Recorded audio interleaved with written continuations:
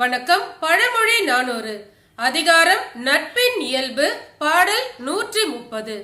கொழித்து கொலப்பட்ட நண்பினவரை பழித்து பலரடவன் சொல்லாடார் என்கொல் விழித்தளரும் நெய்தல் துறைவா உரையார் இழித்தக்க காணிற்கனா.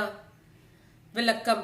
நெய்தல் பூக்களானது கண் விழிப்பது போல் மலருகின்ற நெய்தல் நிலத் தலைவனே, அறிவுடையோர் ஆராய்ந்து தெளிந்து நண்பராக கொண்ட ஒருவரை பழித்து பலர் கூடியிருக்கும் அவையில் சொல்ல மாட்டார்.